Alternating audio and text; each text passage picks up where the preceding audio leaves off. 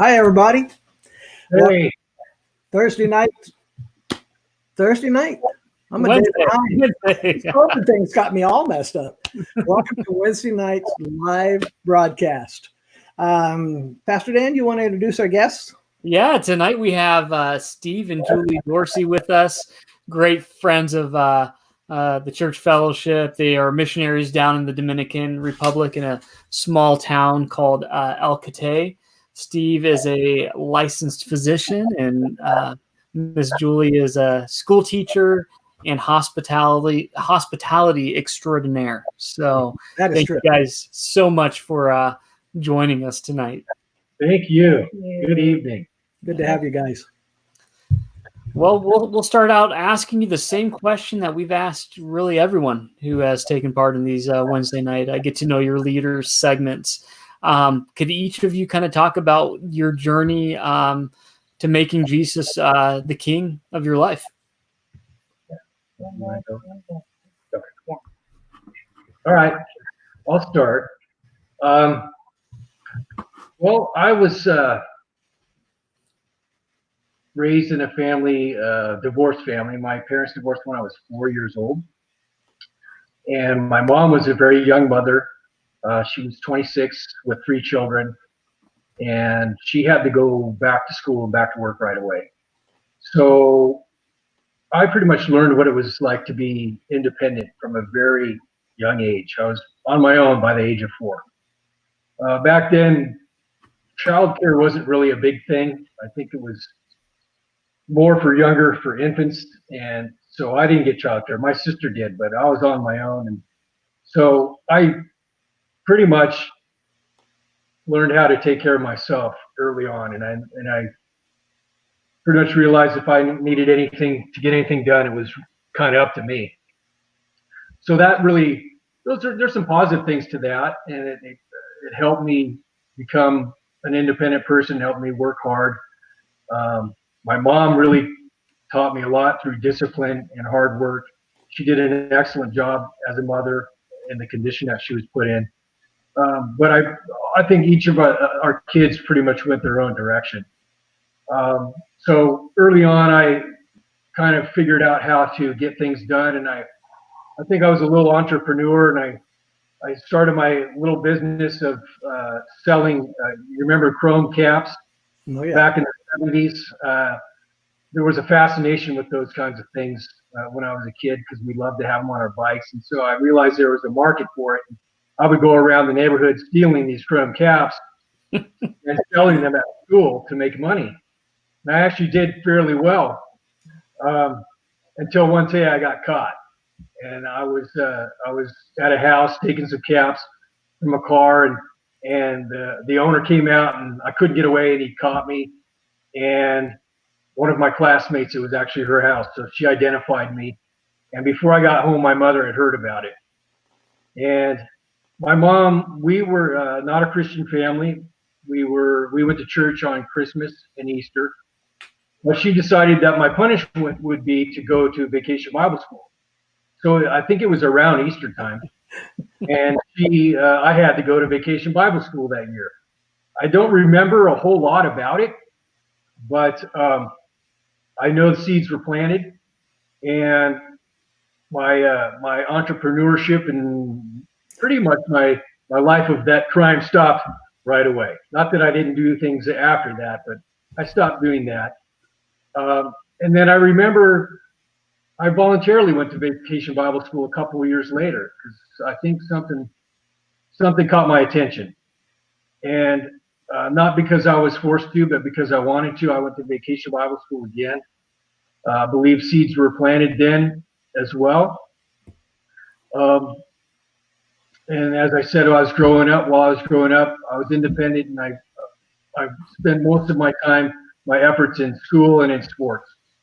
I loved to play sports. I played about everything I could whenever the seasons were in. I played them all. Fortunately, I was allowed to do that. So that was pretty much where I spent most of my time and my energy in school, studying, and in sports.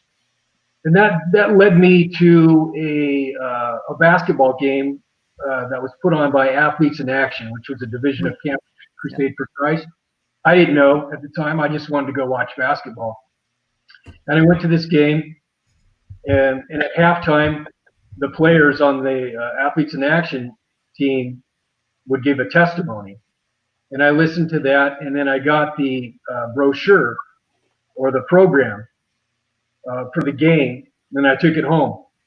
I don't think it was that night, but sometime shortly after that, I was reading through the program on my own at home, and it had a gospel presentation in it. And I read that, and I knew at that time I was striving for something, and I was striving in school, and I was striving in sports, but I knew I was empty, and I knew that nothing was filling that hole in my life. And I knew when I read the gospel that I needed Jesus. Amen. I decided to choose Jesus at that time. Now, my family, like I said, we weren't Christians, and I had good friends, but they weren't believers either. Fortunately, they were good kids. But I really knew nothing about Jesus other than these things that I'd read and maybe some things I heard at Easter or through Vacation Bible School. So I didn't understand what it meant to actually have a relationship with them. But I knew I needed him. So from that point forward, through the rest of my high school, my life didn't really change much. One of my good friends, his dad was actually a pastor, and his life wasn't really much different than mine. So I didn't see any need to do anything differently. I did what most of other kids did through high school. And at that time, then school was my big thing. Football and school were the most important things to me. The football was taken away through injuries that I had and surgery that I had, so my dreams were never fulfilled with that, but I did well in school. When I went to college, that's what I really focused on. I remember at the end of my first year, I was waiting to go to class, and I had done again what most people do. You go off to school, and there's a lot of partying and a lot of wild times, and I got involved in all that. I realized at the end of that year, I felt like I pretty much wasted my year. Not that I didn't do well in school, but the rest of my time I just wasted partying. And I was empty, and I was waiting to go to class, and a couple men approached me and asked if they could share with me, and they sat down next to me, and they got the gospel presentation out, and that was the exact same presentation that I had read in the program. That's awesome. 3 years prior to that. And so I said, I know that, I've seen that, and yes, that's what I want. And that was the time when I began to understand what it meant to have a relationship with Jesus and really start learning about him and walking with him. And so that, I think, was a turning point in my life. At that point, I was 19, and that's when really my walk started, and my understanding of personal relationship with Jesus at the time. And you say it's a turning point. What changed in your life from that first year in college and your lifestyle then to what came after it? What in your life actually changed? Well, I actually started learning. I started reading the Bible. I really wasn't doing that. So I started reading the Word. I started going to church. I started fellowshipping with other Christians, and I began to understand what it meant to actually walk with the Lord and follow him. And I, didn't completely turn right away, but my life changed in the fact that my life was no longer mine. I understood that. And it was then about following Christ and doing what he wanted me to do. That's cool. That was the turning point. Julie, what about you? Well, for me, growing up, I had a really great childhood. I had great parents, friends, family. We did a lot of family events together where the whole entire family, a bunch of cousins, and a lot of cousins that we'd always get together for every single holiday you could get together for. And so we were very close, and we just enjoyed times together growing up.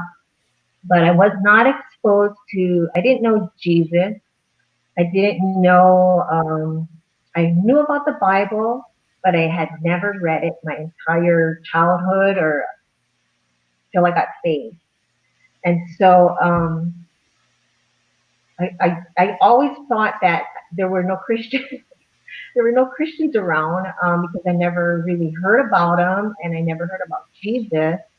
And although I knew about the Bible, and I somehow was afraid of it, so I think that's why I never read it. But so in the back of my mind, I'm thinking that I must have known that there was truth to it, but never had the desire to read it. And I was pretty spoiled, stubborn, kind of got my way. My parents were a little bit older when they had me, so um, I don't know if that's part of the reason why, but I had really good parents, and beside the point. And so anyway, getting through high school, I just kind of followed the rules until I got into college life, and that's when I kind of like started um, my own life and making decisions on my own. And when I made decisions, they were not always good decisions. I made some bad choices. You have a new set of friends. I was living away from home, so I had nobody looking over my shoulder, telling me what to do, what time to be home, where I needed to be. If I needed to be studying or anything like that. So I kind of like was just very carefree and just did pretty much whatever I wanted to do. And in college, back in those days, everything was about how you looked. I'm pretty sure it's still like that today. Yeah. But it's all about your image, what you looked like, what you had. And so that kind of influenced me and the way I started thinking and behaving. And so I made it through college and I started working. And I worked at different places in retail, and I really enjoyed what I did, and I enjoyed making money. And I became very materialistic. It didn't matter to me what the price was. If I really wanted it, then I had my mindset, and that's kind of the way I thought was that if I wanted it, I could get it. And it was like I was the one that was in control of everything that I got and whatever I made. And through that, I started making more bad decisions, of course, and bad relationships, bad advice, um, just unhealthy. And I got to the point where I was just so tired. I was tired of my life, and I was tired of um, all this thought things being with people and believing what they had said, and only to be let down. And so I decided that was it, that the following year was right around the corner, and that I set my mind to it that I was going to make it a better year for myself. And I was working at that time. I was working at this French luxury designer boutique, and it's called Christian Dior. And of course, Christian Dior did not have any godly values in it. It was all about making the big sales and, pleasing your customer. And so I was there.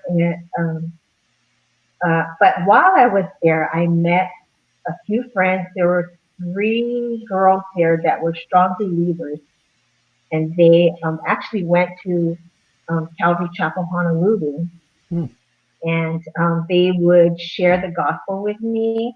Whenever we'd go to lunch, they would ask, "Do you mind if I pray?" And I would say, "No, go ahead." And they would bring their Bible out and read scripture. They even had me trying to memorize scripture.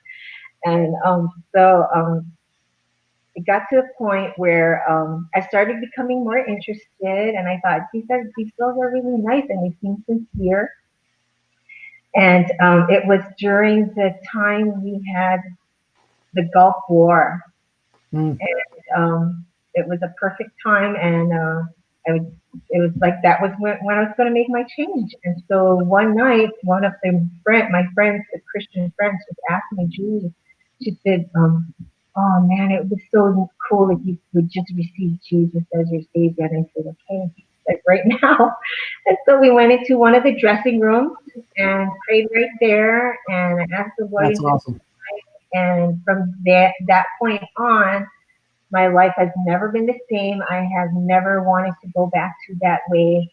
And I'm so glad that people shared with me and were willing to take that step out and just be bold. And because if not for that time, I don't know, what my life would be like today. Yeah. I'll be here looking at you and sharing and doing all that. So Yeah. Yeah. Hey, one thing I wanted to share that I forgot that came to my mind was that I just found out recently that when I was a newborn, my grandfather had cancer, my mom's father, and he was dying, and my mom went to take care of him and help him when I was 3 weeks old, and I don't know what the circumstances were, but I was left behind with the family. And this family was a church family. My mom tells me this. And I thought that was really interesting. And I like to think about that. I found this out like last year. That's and awesome. I had just imagined that this family was praying for me. Yeah. Even a month old. And I was left without my parents with this family. And just to think that this family took care of me and probably prayed for me and prayed for my life. And the fruit that came out of that is so exciting to think about, and that we should think about those opportunities that we have. Mm-hmm. That we might, when we take care of the little ones or anybody actually, that we have this opportunity to pray for them, that it can really have an eternal impact, and it will even impact in their direct life then. Years ago. Now, was that the family? Was that your family or somebody you stayed with? While they were. I don't have no idea who they were. My mom left and went to take care of her dad. Okay. And left me with a family and I said, well, who were they? She said, well, they were a family from the church, from some church. And That's I don't awesome. know who they That's were. awesome. So they prayed for little Steve back all the way back then. Yeah. I love it. It's funny because you guys are talking and I'm listening to it and I'm thinking about the people that witnessed to me. And you don't hear a lot of that now. It's like when you talk to people, you ask them, how did you come to know the Lord? And a lot of times they'll just say, well, I went to this church and I got saved at this church. But you don't hear as much of the personal evangelism. You don't hear as much of people saying, oh, this guy at work, he was praying for me. He was sharing the Bible with me. You don't hear as much. I'm sure it's going on. Mm-hmm. I sure don't hear as much of it as it used to be. So your exhortation, Steve, for people to use those opportunities to pray and lead people to the Lord, well, that is definitely a good exhortation. I sometimes wonder if maybe evangelism has turned into inviting people to church before sharing the gospel. I think so. And you hear these stories of people, the lifestyle evangelism, and these girls that came alongside you and shared the gospel, and these young men. And I think now, by default, people, and not that it's ever wrong to invite someone to church, but our responsibility is to take the gospel out to the world, and not completely lean on the pastor to share the gospel. But these individuals, they were right alongside you. You were watching the way they lived day by day. Hands and feet of Jesus. Yeah. Pretty cool. Yeah. And I think just the planting of the seeds. We often think of evangelism as kind of a one-time deal, and you have to close the deal and pray for it. But it's just the planting of the seeds and the process of through relationships of sharing that and planting that. I can remember back now of different times when I heard about Jesus or I saw people, this through their life displaying him or sharing with him, and I remember a specific teacher that was a Christian when I didn't understand Christianity, but I think back now and go, now I can see that. Yeah. How that impact that he actually had on my life without, just through the process of living and having a relationship. When and where did you guys meet? We met in Hawaii Mhm. at church in 1991, so a few years ago. We were both involved in our kind of a young adults group at church, and the group was pretty active. We did a lot of things together, a lot of going to the beach and cookouts and things like that. So we spent a lot of time in a group setting. Right. So we met in a group setting and got to know each other through that. That's cool. And then how did you guys end up at Calvary Chapel Central? You're out in Hawaii, and then you made it over to the desert somehow. How'd that happen? Well, actually, we were coming here from North Carolina. I was in medical school in North Carolina. We liked the Calvary Chapel style of teaching, so we found a Calvary Chapel in North Carolina to attend and be involved in as much as we could as a student. And when I graduated from medical school, we knew we were coming out here to Phoenix. I think back then it was a phone book. I don't know that we had a phone book. I don't think it was. It was internet. There was an internet back then. It wasn't that long ago. 1998. But we were driving. We were driving our moving van, and we were driving down the I-17, and we saw Calvary Chapel. Well, I researched Calvary Right. Chapel because we wanted to find Calvary Chapel in Phoenix before we left North Carolina, and then we drove out here from North Carolina into Phoenix. Came down. We hadn't even been here, so I was not familiar. We weren't familiar with the area at all. We didn't know where these churches were, Scottsdale, Yeah. Central Phoenix, whatever. So we were coming down the 17 in our U-Haul, That's it. towing our car, and we saw the Calvary community, I think, right? Another We Calvary. drove by it, and we ended up staying in South Scottsdale because I was at Maricopa Medical Center just to begin, stayed in an apartment hotel thing situation until we found a place to live. But we immediately looked up Calvary Chapel again, and the address we found was Calvary Central. We thought that was the I don't know if we found that on the internet or Central. phone. So Calvary Chapel Central. Got to be that church. So we just Praise the Lord. went there, and we went to the church there, and we really the teaching, of course, was phenomenal, Pastor John, and we were welcomed in a way that we remembered, and we felt welcome. And it was back then. It was in the strip mall by the bus station, Mm-hmm. and so we got to know people pretty quickly. I think the Carrillos really right off, Yeah. and Matt and Ann Ross. Mhm. And we decided, I think we checked out, or we tried to check out, because we wanted to make sure where we were going. We tried to check out the one off I-17, Never made it. and we couldn't find parking. We drove around. We said, forget it. So we went back down to Calvary Central, went there, and within a month, we ended up moving into North Phoenix. So we tried Calvary Chapel North. We went there, and it just wasn't the same. It wasn't the same as Calvary Central. We didn't feel the connection. We didn't feel the fellowship, the teaching. So we decided to go back, and we stayed, and that's where we've been since. Well, we're really glad God sent you there. Yeah. It was the Lord. And it probably isn't nice to say, but I'm glad you couldn't find parking. We are too. We're definitely glad. That's a God thing, to go there and just, it's never just happened. It didn't Yeah. happen for us. So. We are so blessed by you, Pastor John and Pastor Dan, and the fellowship at Calvary Central, that we wouldn't go anywhere else. And this is really probably one of the most important things in our life is our fellowship with you, the teaching that we receive from both of you guys, the hard work that you put in to teach the truth without the fluff, and the love that we get at the fellowship is really in my mind, is really why we are here in Phoenix. Yeah. We could be somewhere else. We have opportunities to be in other places, and we don't want to. We're here because of our fellowship. And, we have a very loving fellowship. And Becky and I say that all the time.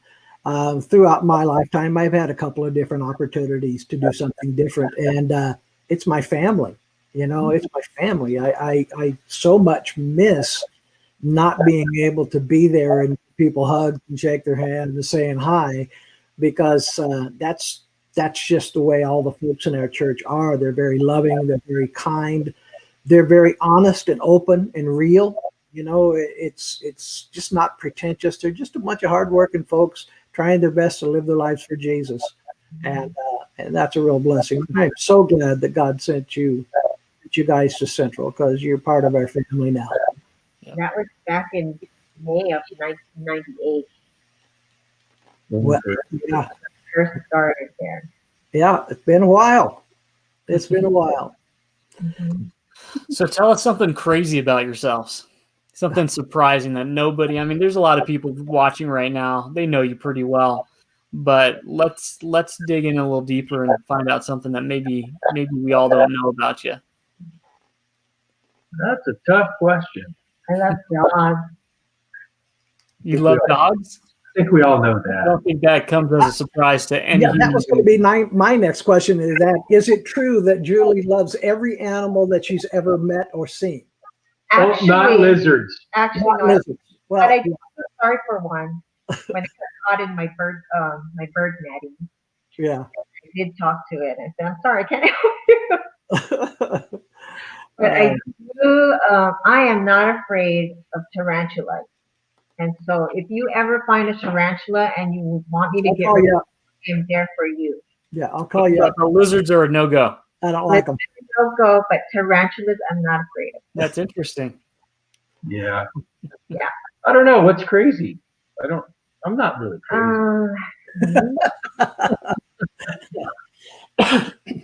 I don't know. It's probably something different. Maybe some people might not know. I like to pick up pennies. I knew that. Pastor Dan knew that. I actually get excited about finding coins on the ground. I'm looking for them when we go into the store. I'm always looking for change on the ground, and I get really excited when I find a penny. If I find something silver, then I'm really excied. I love it. I'm a little treasure hunter. To me, that makes you human. That makes you human. The best places to find the loose change are at airport. A lot of change in the airport. Yeah. And grocery stores, Walmart, and the grocery stores. Yeah. I found a penny that was 100 years old. And fries. Yeah. Exciting find. Was it worth anything? Oh yeah, it's worth a penny at least. at least 1 cent, huh? Well, you should have a healthy retirement with all those pennies you've been picking up. Right. It'll last a long time. Yeah, rumor has it that you're an undercover usher also. Is that true? That's undercover. Okay. I love it. Hey, you guys, your mission is to El Cate. So tell us a little bit about that ministry in El Cate. People probably don't know where El Cate is. They probably don't know anything about it. So give us a little background. Yeah. Well, El Cate is a small town in the Dominican Republic. The Dominican Republic is in the Caribbean. It's on the island of Hispaniola, which shares part of the island with Haiti. So it's a little southeast of Florida, of Miami. It's about 1,000 miles southeast of Miami, in between Cuba and Puerto Rico. I first went there on a short-term mission trip when I was in college. It was a year following that time when I kind of figured out that my life no longer belonged to myself and it belonged to the Lord, and I wanted to live for Him. So I went on this mission trip, and it had such an impact on my life that we lived with a small family in a small town, pretty similar to where we're at now. and worked on building a school. And when I left there, I knew I was going back. I was raised in Orange County, California, which is a pretty affluent area. I've been exposed to affluence, materialism, a lot of different things like that when I was growing up. And I saw a lot of people who had a lot of things who were very unhappy. And I wanted something different for my life. And when I realized that my life was not my own anymore, I saw, I think, an opportunity where I felt like God could use me, and where I could participate in something that had an eternal impact. And that's what I wanted my life to be. So I continued to go to this particular town after that short-term trip, build relationships, until eventually I felt like the Lord was calling me to go into medicine, to work in the Dominican Republic. And so when I went to medical school, finished medical school, we came here to Phoenix to do my training. When my training was over, I felt like it was time to go. Fortunately, God let us spend a little extra time here building our relationship with the people at Calvary Central, and getting prepared to go to the Dominican Republic.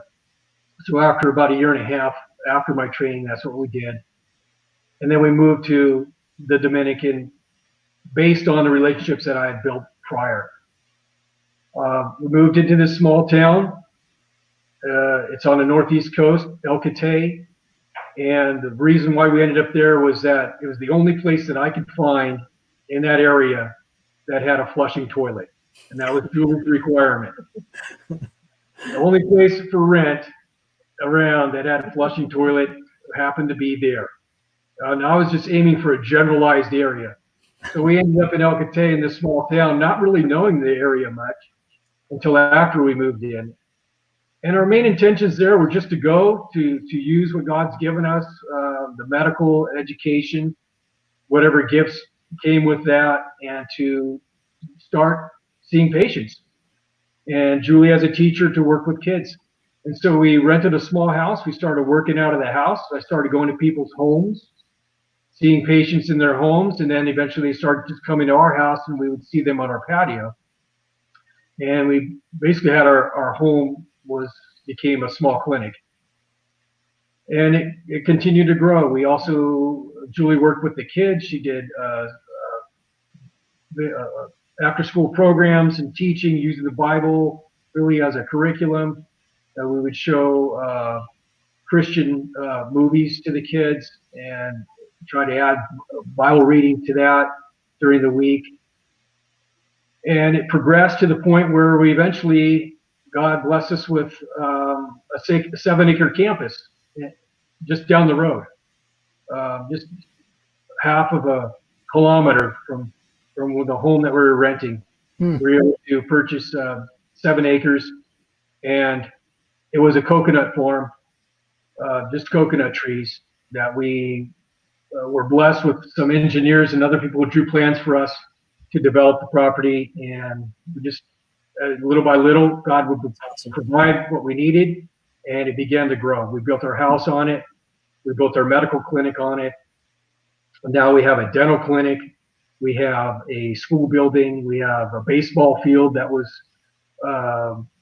we received a grant from Major League Baseball to build a beautiful baseball field for the kids. And we've been there now for 17 years. For those that don't know, describe the people and the language. Okay. They speak Spanish in the Dominican Republic. Very few people in our area speak English. There are some. And as time goes on, more and more people are learning that. But it's primarily Spanish. Our community is a small rural community. Not a lot of employment. Those who do work usually work in agriculture. They may have their own little farm, or they may have they may work for somebody else in agriculture. Some of them do on and off construction type jobs, and then there's some government employment, teachers, but not a lot of work for a lot of people. So it's limited on some resources financially, and as well healthcare, dental care. Yeah. Out of my own curiosity, what would you say the average hours are that a man works or a woman works there in El Cate a week? Well, while they're working, they will usually work a full day if it's available, and that would be kind of sun up to sundown, or 8 to 10 hour work day. And they would probably make the equivalent of maybe $10 a day for work. Like I said, there's not a lot of consistent work, so it's kind of whenever the work is available.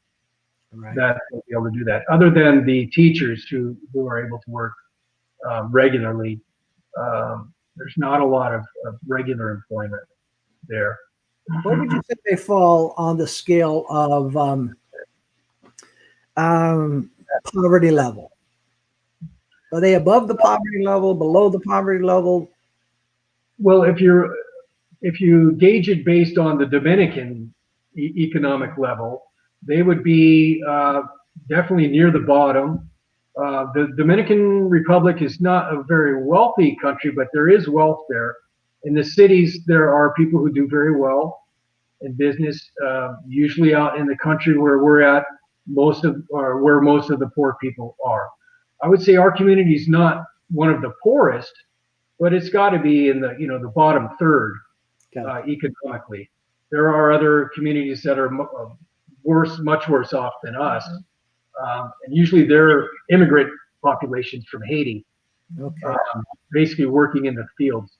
So we're kind of maybe in the bottom third. If you compared it to the United States, their level is at the bottom. Okay. And, utilities are inconsistent, electricity is inconsistent, water is inconsistent. It's not a supply that's ongoing. Sometimes they run out of water or power gets shut off. And when we first moved there, we had power for I can't even remember. We shut off most of the time, and water there. We started collecting our own rainwater, and that's what we used for cleaning and for washing dishes and what else? That's what taking a bath, and so there's no hot water there. So, but it's kind of refreshing because it's so humid that it's kind of a relief when you don't have hot water. You guys mentioned that the language is Spanish. Did either one of you speak Spanish when you went there? I spoke some. I knew that I was going there, so I purposely took Spanish courses. I studied 2 years of Spanish in college. But it's a big difference when you're conversating Spanish and classroom Spanish. Big difference. A lot of difference. And I took before we moved there, I took conversational Spanish, and I was there for one night, and I did not go back. It's too hard.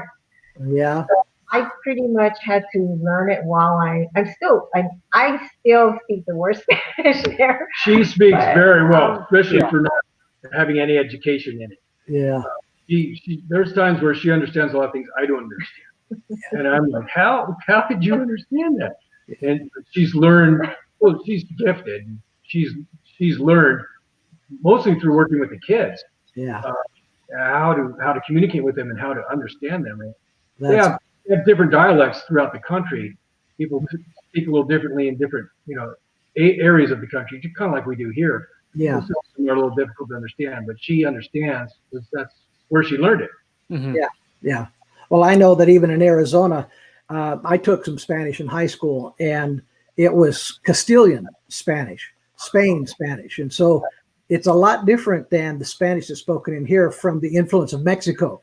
So it's a whole lot different. Yeah. Steve and Julie, what's the spiritual climate of El Cate? What's the predominant religion, and what do you see in the lives of the people of El Cate? The predominant religion in the country is Catholicism, and it's the same in El Cate. Majority of people would consider themselves Catholic.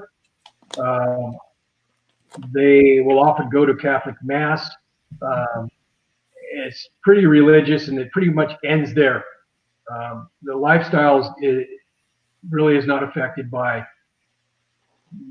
their Catholic beliefs or Catholicism.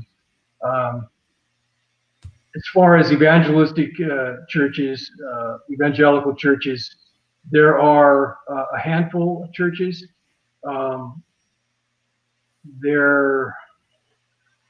would have to say that we feel like from our experience in being there that there's a lack, I think, of solid Bible teaching.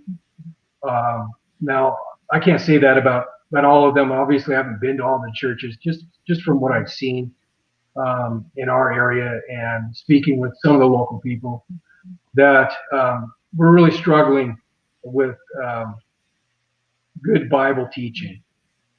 So there's a lot of religion, but I think there's a lack of understanding of a relationship with Jesus. I think they're into whatever will get them through the day or get them the power they need for the time.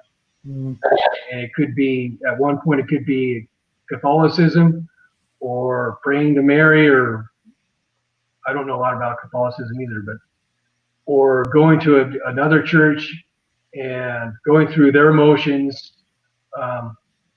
whatever they feel like they need to do to get what they need. But there's really a lack, I think, of understanding of walking with Christ and having a relationship with them. That's true in every place almost, isn't it? Yeah. You know, Cindy was asking how if Julie helps in the medical clinic. And so I think that gives us an opportunity to learn more about what happens in the medical clinic. And Julie, do you spend time in the medical clinic with Steve or not so much? In the beginning, when we first got there, I was just, my thought was I was going to help him just by carrying his doctor bag around, because I do not like blood. I don't like stitches. I don't like anything. I like that stuff. He loves it, but I don't. But now, just within the past year, I would say that I love being in the clinic. And the best part about being in the clinic is meeting the patient and just getting to know them and being able to just be there for them, whatever they're going through. And we've seen some really serious conditions that have come in, and they end up having to do follow-up visits for maybe up to 3 weeks or longer. And that is the most precious time for me, is like just being there with Steve and then just getting to know these people on a one-on-one basis and finding about their family. And we really have a lot in common. And so yeah, I do like to do that. That's my favorite thing to do when I'm in the clinic, is just to talk to the people and to just be there for them. Yeah. She does that well with her gift of hospitality. Yeah. She comes in and she makes people feel at ease. And I think, they really appreciate that.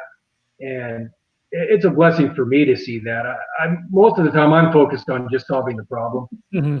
Right. And doing whatever they need, getting it fixed.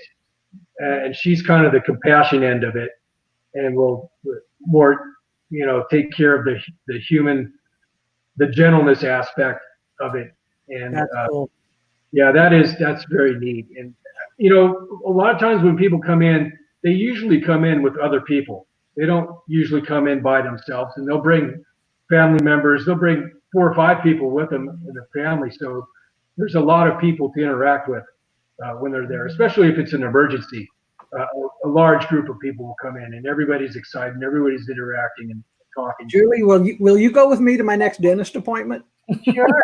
Okay. All right. Just wanted to check.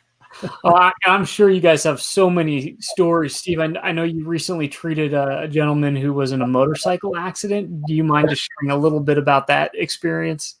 Sure. Yeah, that was Vladimir. That was a great experience. Probably not for him, but I actually witnessed the accident. It occurred right out in front of our property. We see a lot of motorcycle accidents. There's a lot of trauma that occurred with these accidents, and I saw him go flying by in front of our property on the road, and he hit a tree. He lost control. He hit a tree, and really had a severe injury to his face. And I ran over there right away with another kid that I was hanging out with, and we picked him up and we brought him into the clinic. And it was a severe enough injury that the guy that helped me bring him in couldn't handle it. So he had to go away. And it was something where I looked at it and I thought, boy, I don't know how this is gonna come out, but I'm here and God's in control of this whole thing, and I'm just gonna take care of it. And Julie came down, I think, at that time, and I was basically on my own. I was by myself. We have Dr. Leslie. I wanted to also say Dr. Leslie, she's Dominican doctor, and we were so blessed to have her there. Just having her fellowship for one thing, but also her working in the clinic. But she didn't happen to be there at the time, so I was by myself and managing this person. And Julie came alongside. That's where she was really good at calming things down. And I could see on her face when she saw his injury that she didn't believe this was going to be able to be fixed. Yeah. It was definitely something that would have gone to the operating room with a plastic surgeon. That required extensive repair in 3 layers. And I worked on it for hours, and I knew, if this was going to work, it had to be God, that there was no way that I myself was going to be able to do this and have a good outcome. And I like to be in those kind of situations and knowing that, and I'm just so blessed that God would let me be able to do something like that and to take part in that. And it leads us to share with the patient, to pray with the patient, to pray with his family, to let them know the only way this is going to work is if God works it out. And he was open to that, and it took a couple hours to take care of the situation, but we had him come back daily. And because of the wound and the extent of the wound, it needed really intense follow-up to take care of it. He came back every day. He came with his wife. We were able to pray with him every day to get to know him and his wife personally, and actually watch God heal this wound every day, to watch the next step and the next step, and to watch this thing heal, and to make certain decisions that we needed to make for it, some minor complications that we could pray through, and then finally the end result. And I think it really just blew everybody away to see how this would heal. That's awesome. Yeah, it's really, really neat to see something like that. And what was the nature of the injury? You said it was a facial? Yeah, it was a facial wound that when he hit the tree or the fence, something ripped his face open. And it basically went all the way through his face, through his lip, opened it up. This whole part of his face was wide open where you could see the jawbone. I couldn't believe he didn't break his teeth. His teeth were still intact. It went through his gums, and his lip was just hanging by like a hair. And it was just, it was a mess. It was a mess. That's awesome. We see God do so many miracles. It's nothing that we do, it's all Him, because it's just unbelievable when these people come in with these injuries that you think like, oh my gosh, it's just horrible. And then you find out later that how God has healed them like completely. So he's just praises all he can on what he's doing there, because there's no way that it doesn't get infected and it heals perfectly fine. Yeah. So, because the surgery itself is that's the first step, right?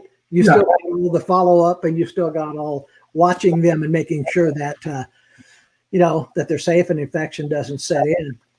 Yeah, that the follow-up is critical. And that's really our time when we really get to share and talk with them. And during the process of the actual surgery, I'm pretty focused on what I'm doing. And I'm not really talking much. I need to get the job done. And so follow up where you get to kind of loosen up and you get to talk more, spend a little bit more time, and the patient's usually feeling a little bit better. Now those things don't happen every day, but we have had really quite a few opportunities to experience that, which has been a blessing. But it's not a daily occurrence. Yeah. Good for the people, but I wish it was a daily. It doesn't sound good, but I kind of wish it was a daily experience. Yeah. Well, because that's your calling and that's what you're good at.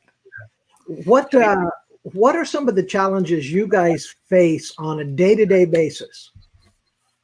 Like, what are some of the things that is the toughest part for you there, whether that be the clinic or the dentist side of it, or just the teaching side of the kids?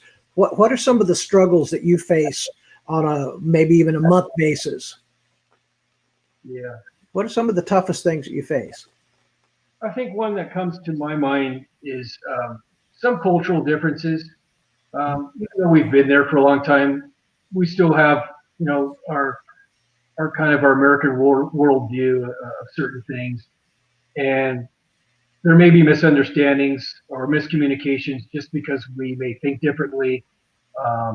That we're used to doing things a certain way that we've been doing maybe all of our life, that is different for them. And oftentimes I will forget that I'm really in their country, and I kind of want things my way, which may not be the best way. Yeah. I think it is, but probably isn't in the way in their culture. And that can be difficult, and sometimes can lead to misunderstandings, and sometimes can lead to some difficult relationships when things like that happen. And that's probably one of the more difficult things for me. My personality is a little different. They're not as straightforward. I'm very blunt and to the point. That's not their culture, and sometimes that can be offensive. Is that more of a problem with the patients, or more of the problem with your staff and working relationships, professional relationships? Less so with the patients, I think, more so with maybe some community members. Okay. And possibly with some people, yes, that we've had or are working with us or for us. It does make that difficult. Gotcha. I think that's with the patients. I think most of the time they don't mind when you're directed to the point. They're looking for some direction. I don't care. A little better. Yeah. I need to ask you this. What's your take on the coronavirus as a doctor? Because I know that there's people asking lots of questions. There's a lot of people, there's so much diversity in the news. One statement will say one thing, one will say another. But just as a doctor, I'm sure people that know you and even maybe don't know you would appreciate a doctor's opinion on what you think. Yes, I think so. I would first say I'm not a specialist. I'm not an infectious disease specialist. I'm not a care specialist. So it's just coming from my experience and some general knowledge. The coronavirus is not a new virus. This particular one is a kind of a new version of the coronavirus. It has been around. This particular situation is a serious situation.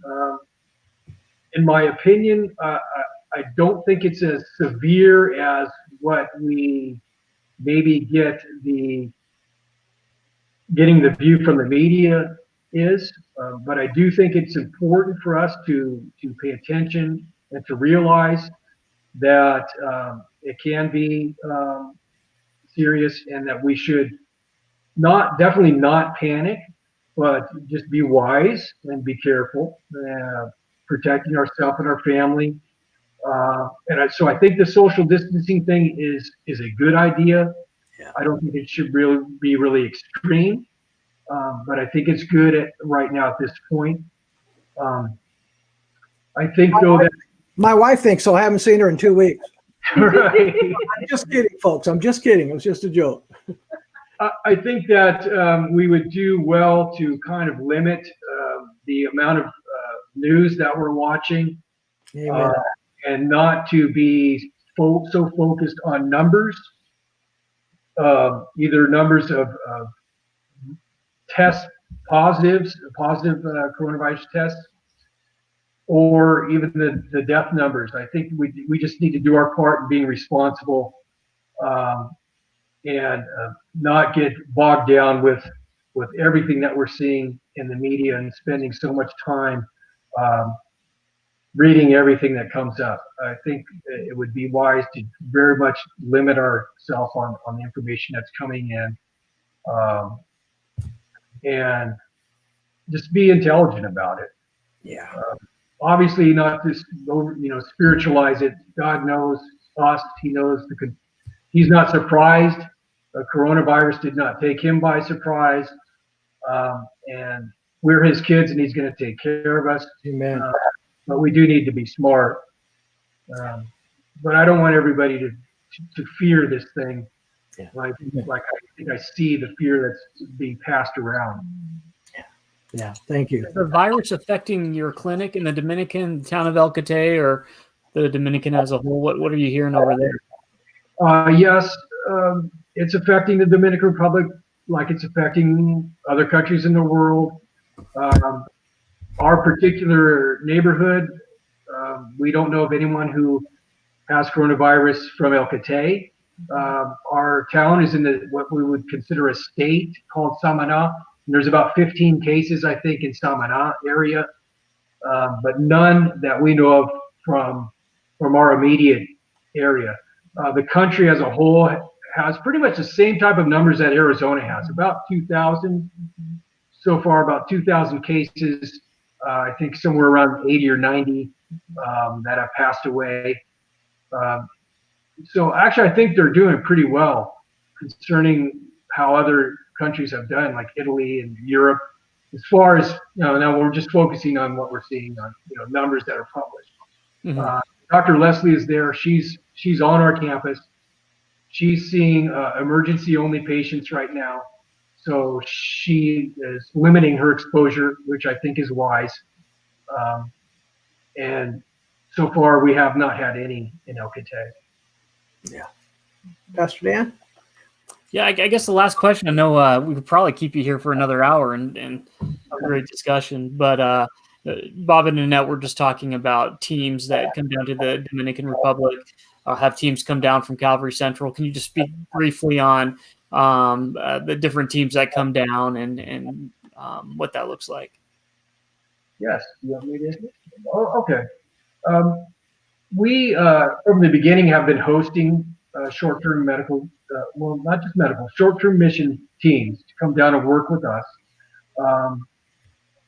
Primarily medical teams that come and work with us, but we have had teams that come and do vacation Bible school, construction projects.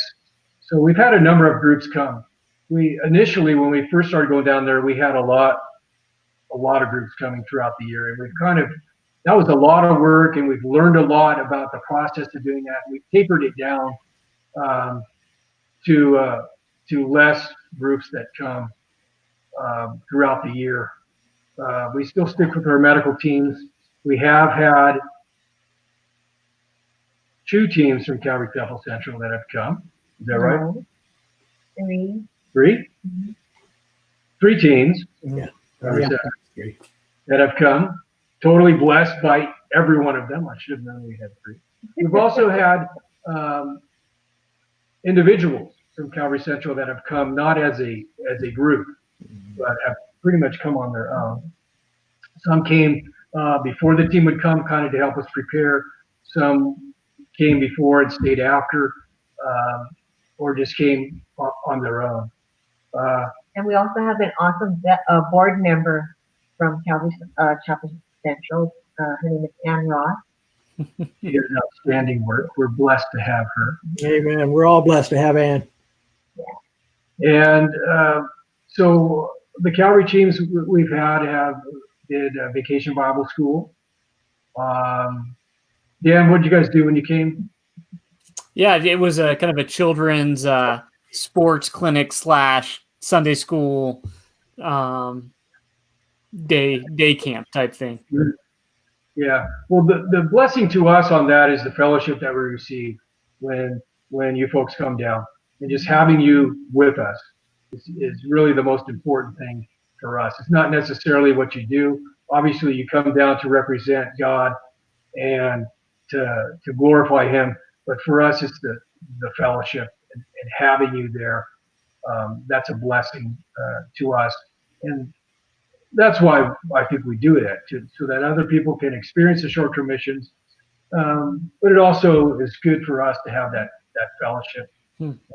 We've also had we host medical students as well from my medical school that come down, and individually they'll come down and spend a month working with us in the clinic. Cool. It's been a little while since we've had our last medical student. That's cool. Well, we're kind of running out of time here. Well, that went by quick. It's been great having you guys on. You know, that's what Pastor Dan and I say every time when we're done. We're like, man, that went by so fast. It's amazing how much you can just lose track of time. But I even found out some things about you guys that I didn't know. So that's good. That's good. I'm sure there's lots of folks who are listening that they see you on, they see you when you're at church and they know basically what you guys do. They don't really know the history, like the testimonies that you guys shared and that sort of stuff, or what actually goes on in the clinic, like the guy with the motorcycle. So I'm sure this was very, very informative for everybody. So we really want to thank you guys for taking the time to be with us tonight. Thank you. Thank you for inviting us. No, it was fun. Well, Pastor Andy, Steve and Julie, your food is the literal definition of soul food. It heals the soul. So love you guys very much and appreciate you guys so much. Thank you. Amen. We love you guys. Yeah. Just a couple things before we close and a couple reminders. This Sunday is Resurrection Sunday, Easter Sunday. Pastor John, do you want to mention just the communion? Yeah, I would like to take communion with everyone. So grab a slice of bread. It doesn't have to be anything fancy. You can just grab a slice of bread from your cupboard, and you could have water or grape juice or orange juice or whatever. That's the items are not as significant as the reason that we take communion together. So I think it would just be awesome at the end of the service on Sunday to be able to take communion together as a church. So please come and join us and please be a part of that. Pastor Dan is also trying to put together a little video of people that have a few seconds, right, Pastor Dan, to say something. Go ahead and share that if you would before we get if you'll just take a moment and use your cell phone and record a video greeting from you and your family to the Calvary Central family, wishing everyone a happy Resurrection Sunday, happy Easter. And you can email that to me. You can text it to me, get it to me any way that you can. And I'm going to accept those until Thursday at 9 p.m. because then I'll need some time to work on it. So make sure you get those in. And we just want to see everybody. I know that just these times where we get to bring on our leaders and seeing their faces is really it's a blessing. Fantastic. So yes, Ray, saltines will work. Saltine. All right, folks. Thank you, guys. God bless. Amen. Follow us. Come and see us on Sunday. 9:30. Thank you, guys. 9:30. Pastor Dan.